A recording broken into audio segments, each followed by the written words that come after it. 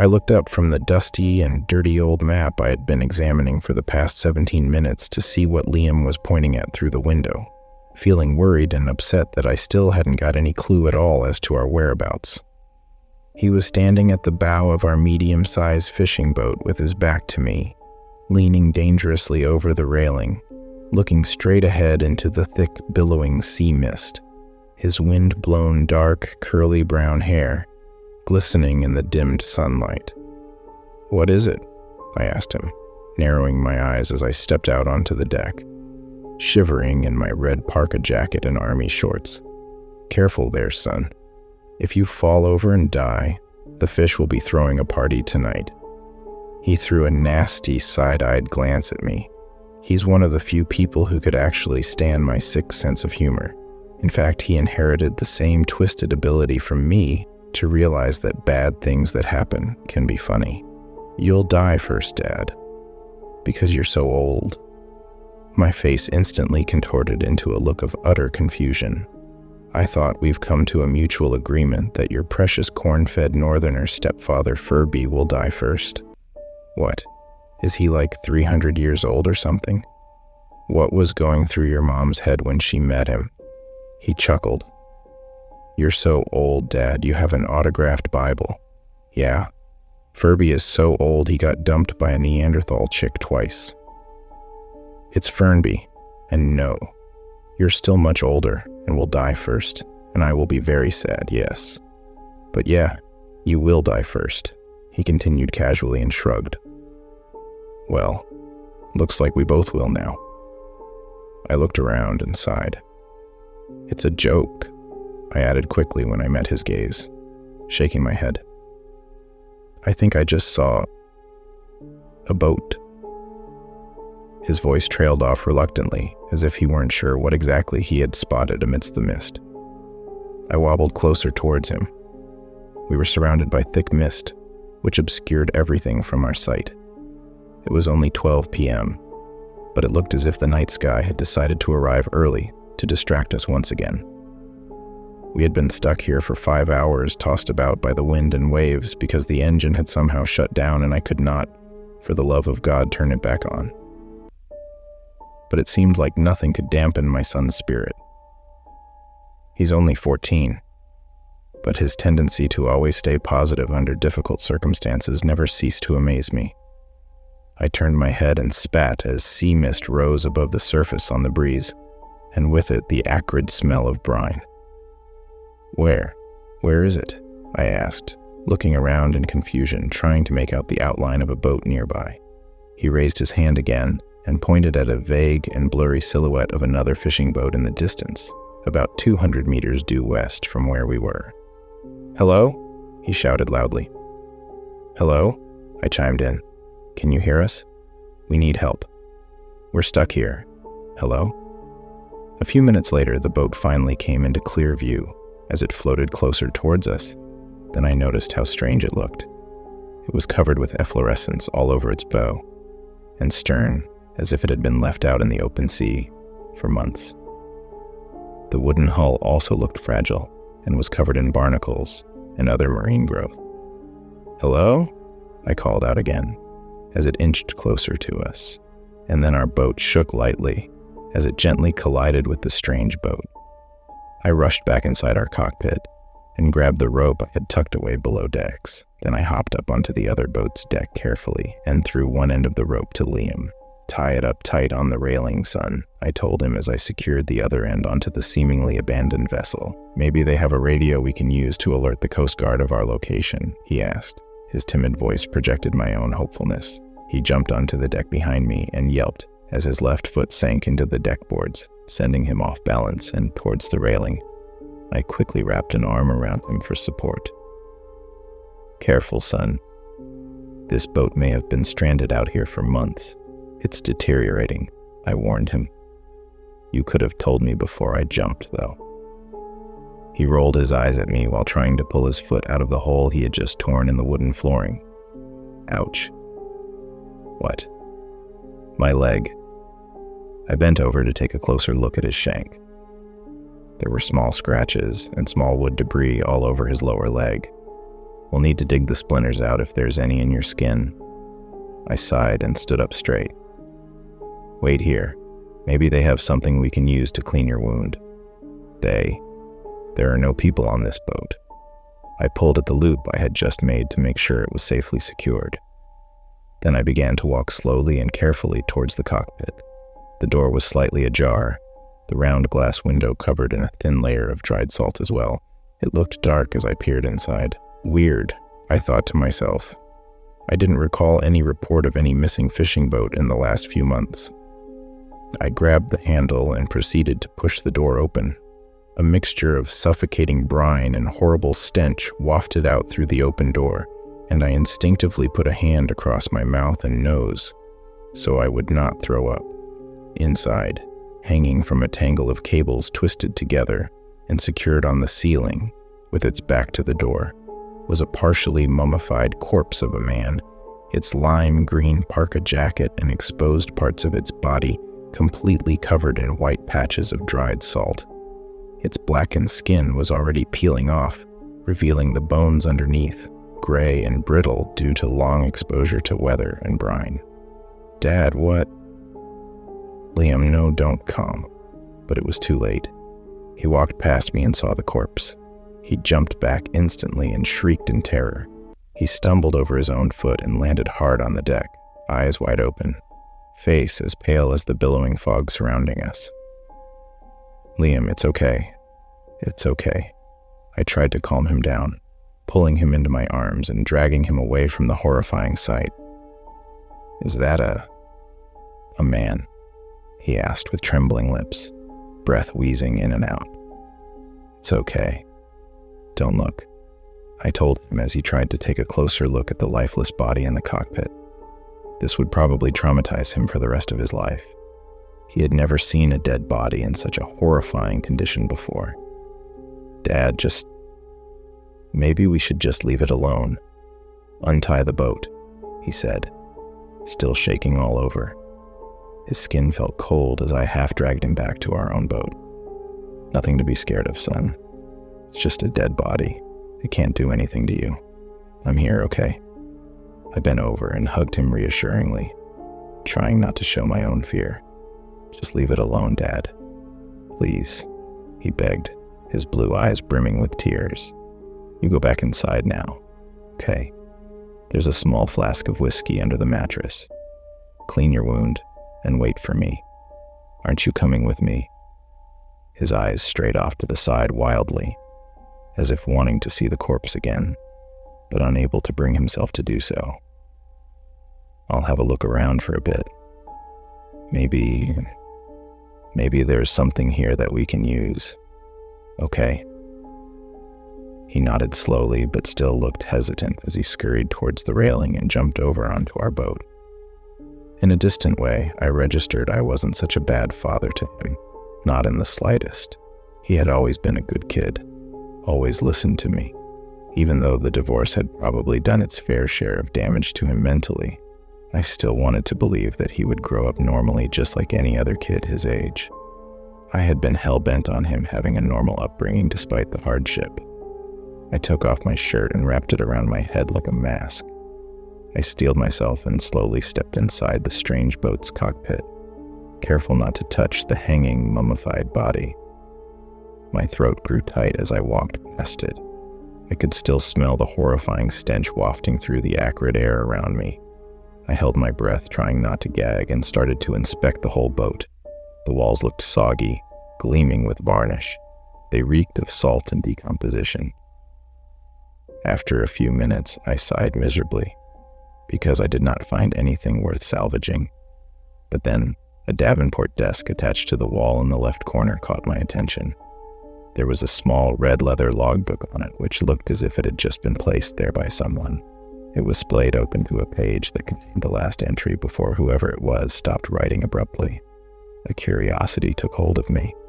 It was written in stylish and elegant cursive, almost like calligraphy, which reminded me of my father's handwriting. It belonged to a man named Captain Bill.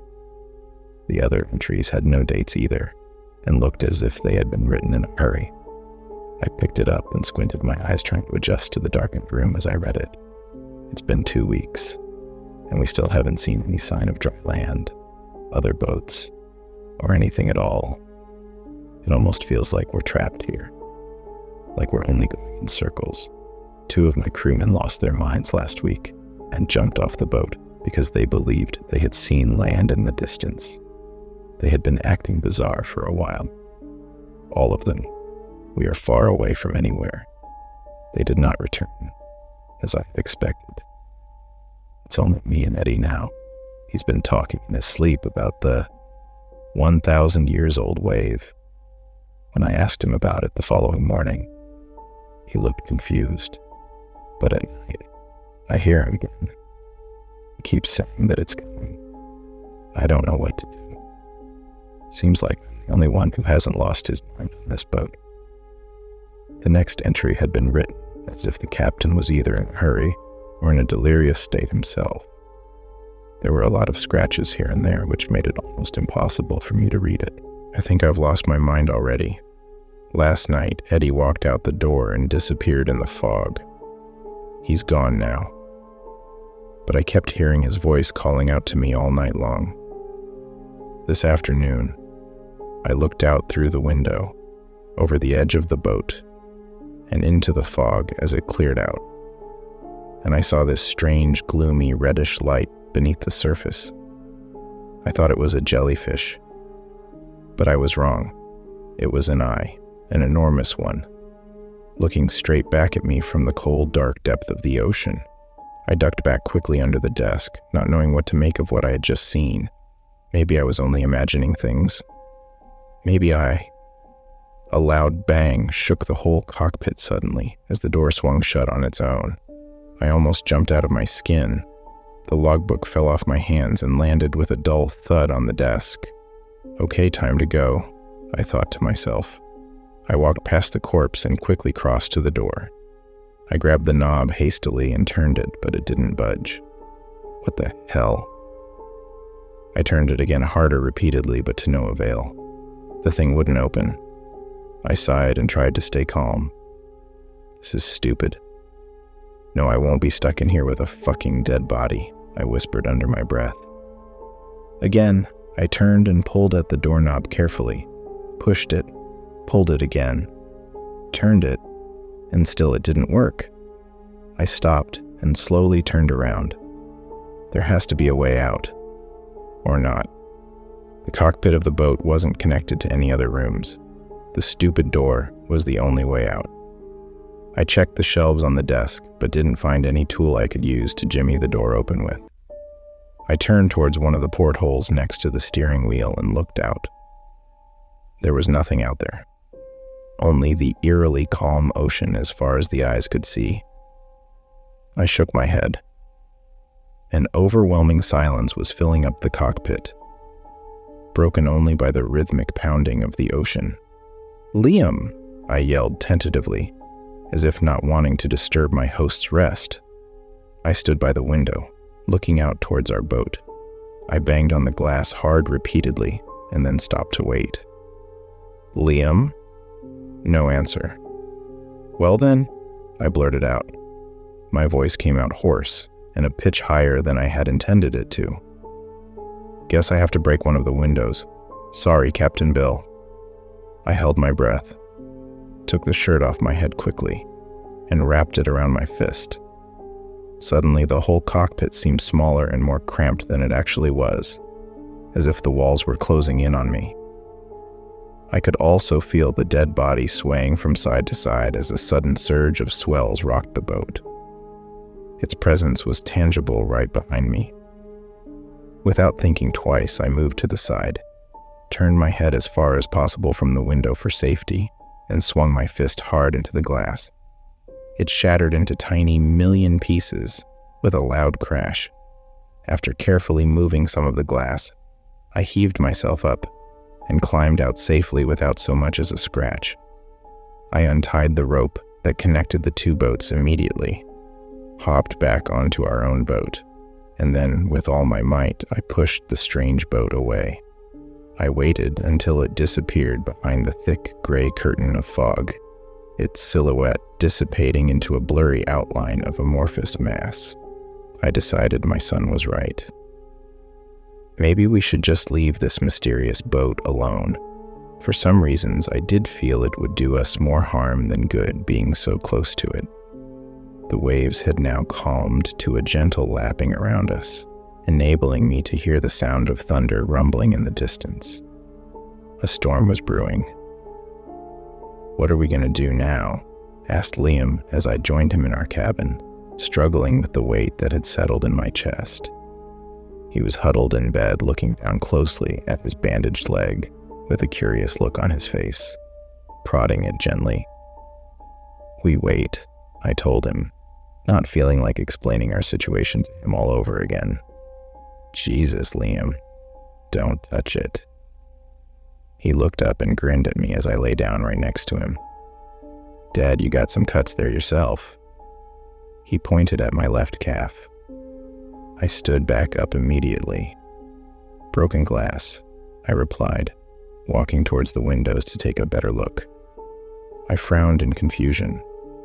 There were 5 long reddish lines on my calf which looked more like scratch marks. When the clock struck 5, I woke up to an eerie and overwhelming silence settling over the sea around us, usually humming with gentle pounding of waves. I stood up straight in bed. Liam was still snoring peacefully next to me, curled up in his blanket. Suddenly, the door squealed as it swung inward. I turned my head and glanced at the darkening gray sky outside. It was unusually quiet.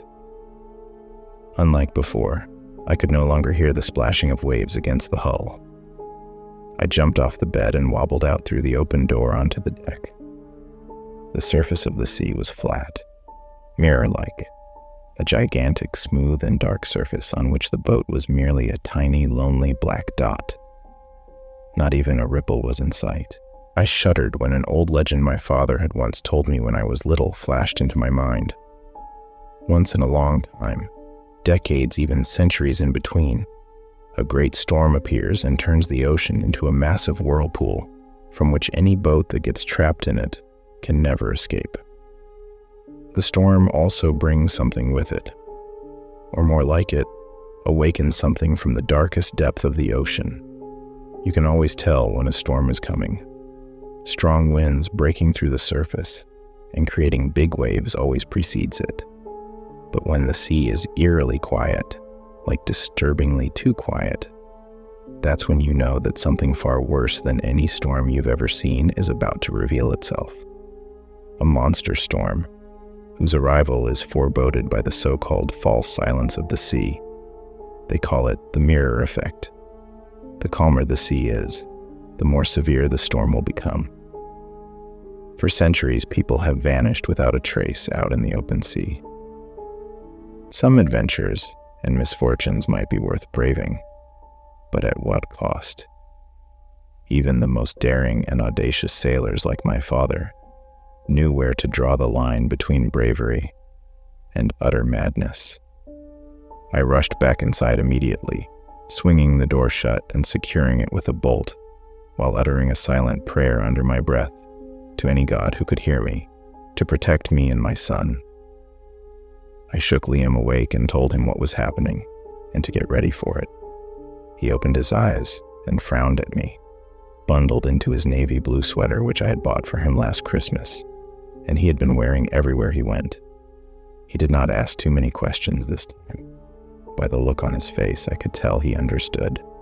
A few minutes after the sun went down, the storm continued to thicken with the arrival of a strong wind, which lashed out at our boat, and with it, a 2-meter-high wall of water pouring down on us like an avalanche. The boat fell to its right and left as if it was about to capsize. The wind blew stronger without mercy against our boat, carrying bigger waves towards us in rapid succession. The whole boat started to groan and creaked dangerously under pressure. I glanced out the window. Countless angry waves were raging endlessly as far as the last lights of dusk could allow me to see around, as they pounded furiously towards us, like a massive congregation of monstrosities that splashed out of the ocean. I could only pray as I watched the horizon far away being obscured gradually by the approaching storm in its violent wake. The thunderstorm was raging all night and did not stop until the following morning. Strangely enough, through all of this, we had somehow fallen asleep a few times. In the middle of the night, I awoke to a distant rumbling of what at first sounded like thunder to me. I sat up straight in bed immediately. Cold seawater seeped in, trickling to the floor through the narrowest gaps. The boat was still swinging hard in the raging storm. I looked through the window and regretted it instantly. What I saw out there will forever haunt me until the day I die. I was raised by my father to always be a tough kid and to never show me sign of weakness. But for the first time that helpless.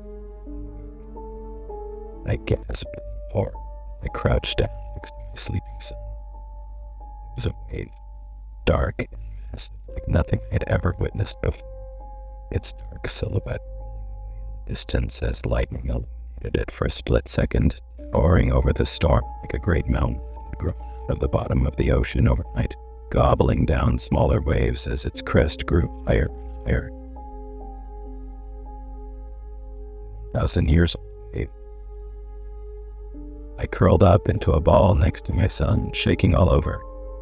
Never felt so afraid and helpless in my life before. Lucky we didn't cross paths with that thing. Is it going to come back around? Us, the face of the earth. So many questions were swirling around in my head. I wondered if it was actually the monster from the old legend my father had briefly mentioned to me in this drunken state that night. The horror that was haunting every fisherman in their little village in their sleep, or whenever their feet relished the warmth of dry land.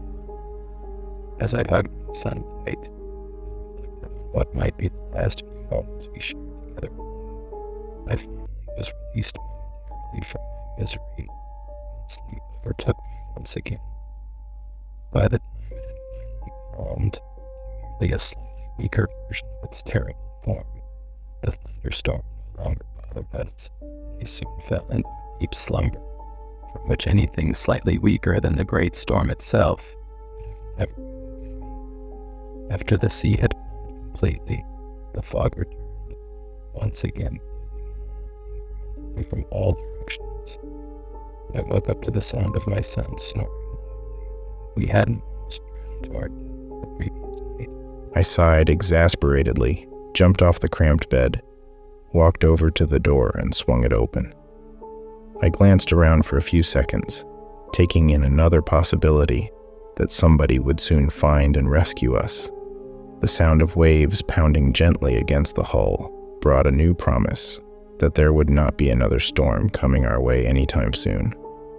I stretched my whole body and cracked my knuckles as I breathed in deeply, absorbing the invigorating air around me. As I turned around, I had to put a hand over my mouth so I would not scream. There it was. I watched in horror as the mysterious boat from yesterday, floating closer, menacingly.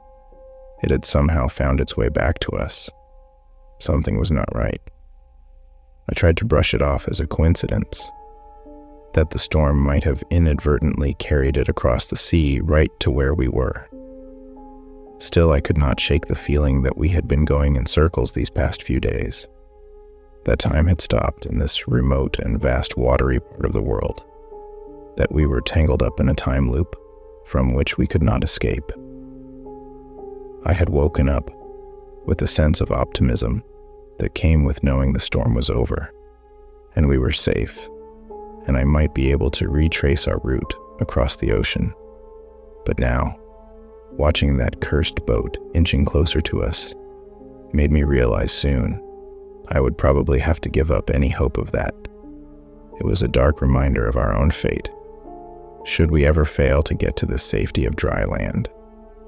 We still had plenty of canned food and fresh water enough to survive for a whole month, though I wasn't sure how I could maintain my sanity for another day of being stranded like this. I leaned over the railing, staring at the hazy horizon ahead, just to take my gaze off that boat. The worst heat of the day was yet to come, but I was already sweating and panting heavily. Deep down, I knew that I might find some answers in that old logbook from the mysterious boat, but I just didn't feel like going back into that cockpit that reeked of death either. So I went inside instead and lay down next to my snoring child until my head felt light, and I fell asleep again. "Wake up. God damn it." I patted him slightly hard on the face when a rogue wave suddenly ran amok and crashed over us, threatening to obliterate everything in the way. We both fell as the boat started to tilt to one side. I grabbed at the door jamb quickly and held onto it with one hand, the other one still clutching Liam's hoodie tightly. I hauled him up into my arms with all my might as the boat started to right itself gradually. "Liam!" I screamed at the tops of my lungs, pushing the door open and struggling to drag ourselves back into the cockpit while the boat heaved and rolled in the swelling sea. I kicked the door shut behind me and shoved him gently onto the floor. Then I collapsed right next to him, breathless, but relieved immensely, still spluttering and blowing seawater from my nose. "Dad? What the hell was that about?" I remained on the floor, panting to get my breath back. I could feel my irritation turning into slight anger. He rose to his knees and looked at me befuddled. I don't know. I was sleeping and then I was dreaming and I thought I heard you calling me from outside. I can't remember what happened next," he explained, rubbing his face. "From outside?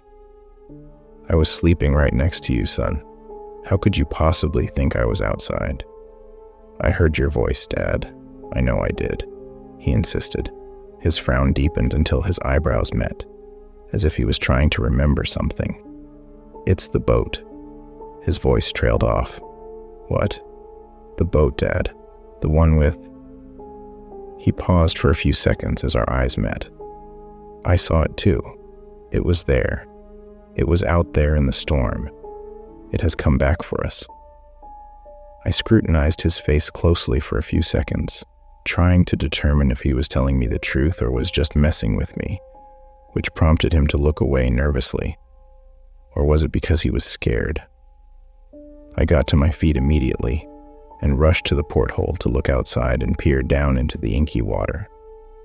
At first, no distinguishable shape could be seen in the wet murk of the raging storm, other than the indistinct white crest of waves breaking and crashing against one another.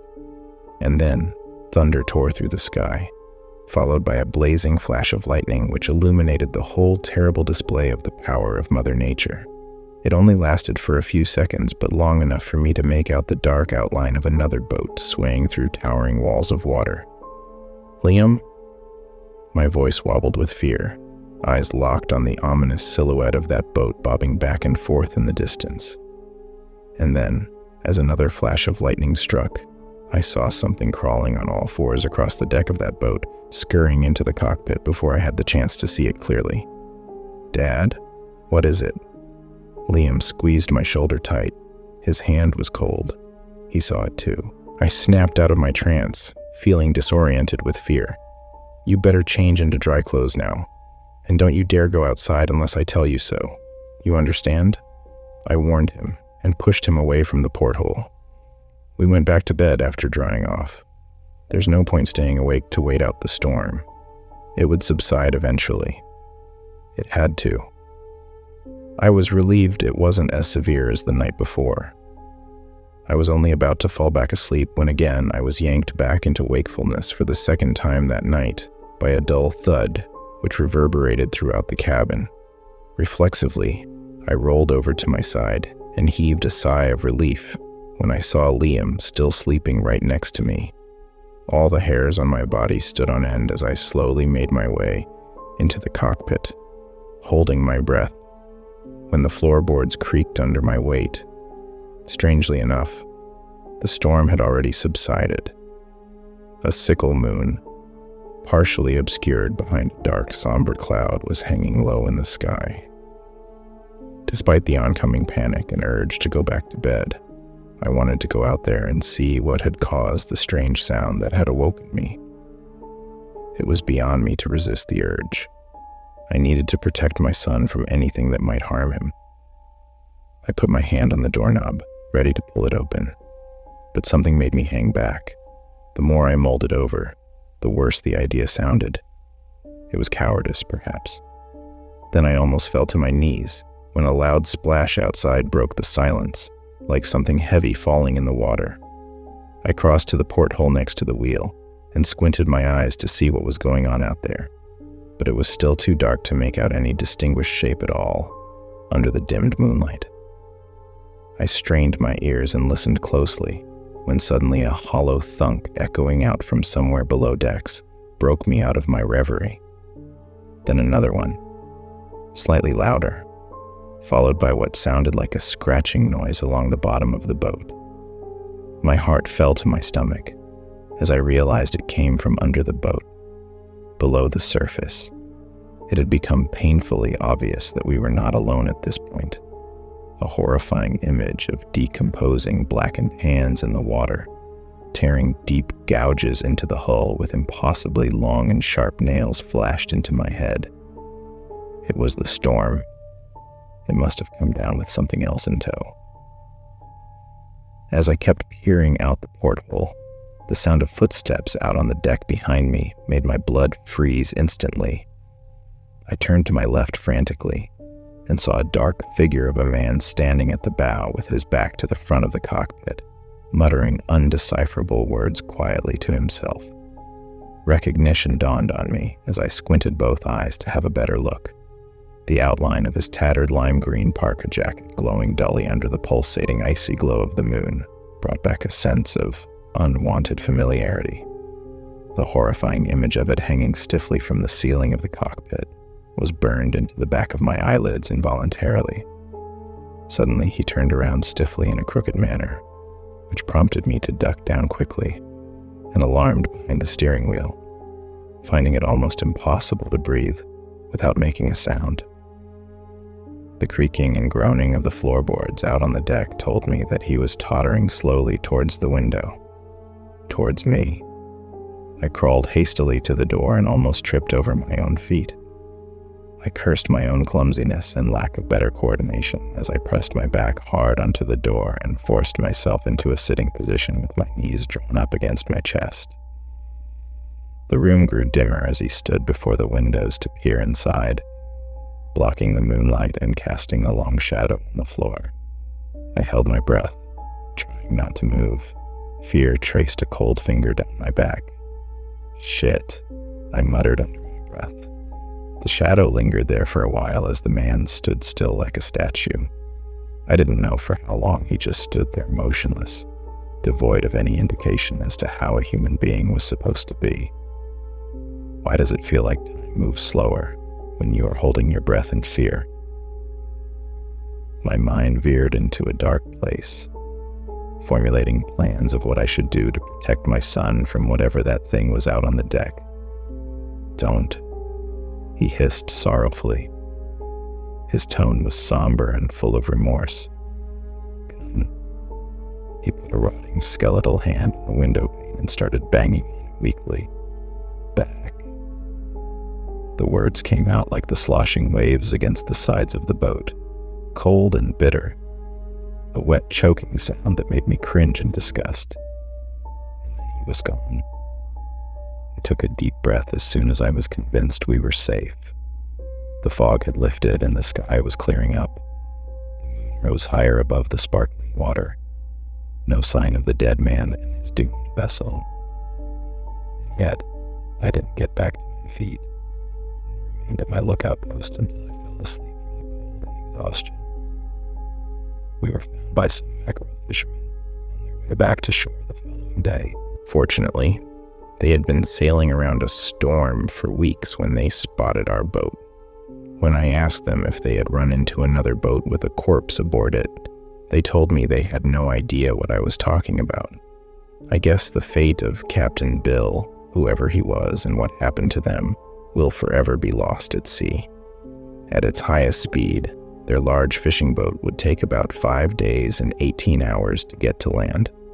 But I could not complain. We were saved. They were kind enough to let us take as much rest as possible, and I didn't mind being in one of the crew cabins for as long as possible, if it meant I wouldn't have to see the ocean again for the rest of the trip back home.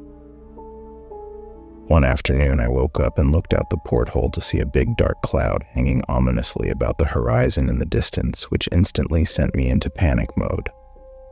I moved Liam over gently and slid into bed next to him, praying that the storm wouldn't catch up to us and once again enfold us in its cold, deadly embrace. When we finally got to land, I made a promise to myself and my son with considerable wisdom and trepidation regarding what happened out there, that my sailing days were finally over, that I would never again set foot on the shore, looking out into the sea and letting it lure me into its never-ending vastness. I sold my 2-story seaside house overlooking the bay at a slightly higher price than its construction cost, and moved inland far away from the smell of brine and the sound of murmuring waves crashing down on the shore. I wasn't even thinking of waiting for a perfect deal to come around. I was so ready to leave it all behind and start over somewhere else. I would like to end my story here, on a happier note. But unfortunately, that's not the case. I am not making a big deal out of nothing. I know what I saw, even though it has been more than 10 years. People in my humble coastal town are a bunch of traditional God-fearing folks who quote the Bible incessantly and far too frequently for their own good. And believe me, that town is swimming in them. I used to be one of them growing up in a strict Protestant household with my father's constricting set of rules that would contradict those of today's modern society.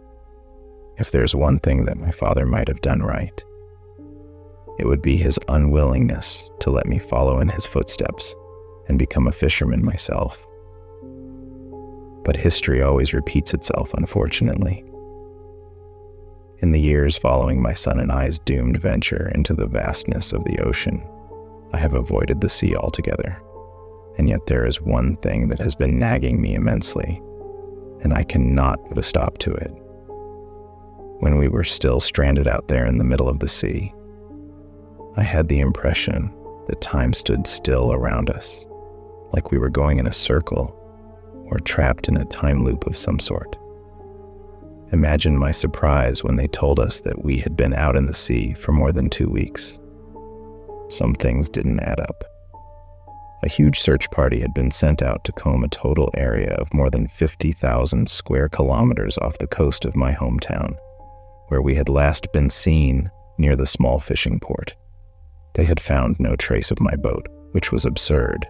It had only been a few hours after we passed the mouth of the bay when the boat engine broke down. How could they have not found us? We hadn't been that far out.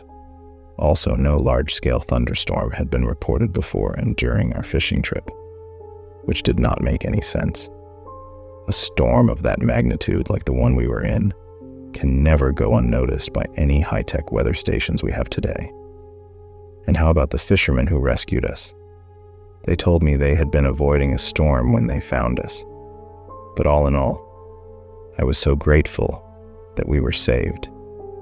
I didn't pursue the matter any further. I am so proud of my son and the path he has carved in this life for himself. I could only make as much use of watching him grow up to be the amazing young man he is today. He has a life of his own now, in which my presence is no longer the only reassurance, the way it was once, for him to know that everything is going to be okay, that I would always be there to protect him. His wife just gave birth to their first son last month. His life is complete now. In my youth, I used to seek out the serene and peaceful calm of the sea. It might have been worth the loneliness, being away from the world and its hustle and bustle for a change, spending the days watching the endless sweep of indigo as far as the eyes could see. These days, I mostly spend my time trying to navigate through the barbarity of modern life and its propensity for novelty, which at times I find very exhausting. You see, it's been calling out to me. It has never stopped since the day of our rescue. It haunts me in my sleep at night. the point where I can almost sympathize with the whiny, sleep-deprived in the city, whom I have always despised for being weak.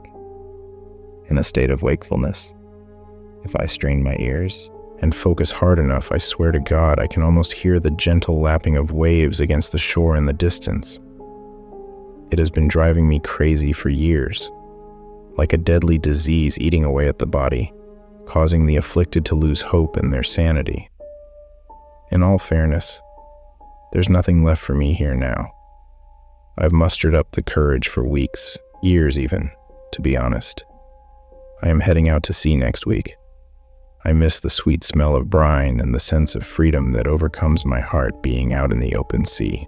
The romance of it is plucking at my heart, like in the old stories of people sailing away from their homeland to find new hopes and dreams of a better life in a foreign land. I pray for my son to find as much happiness in life as I do in the ocean. I miss being out there, longing for it and dreading it as well. The beauty lies in the irony of it. Liam, son, if you're reading this, I want you to know one thing. I love you and I miss you so much. If anybody reading this recognizes me, please tell my son I love him. I, William Pevrant, will come back to him. I promise.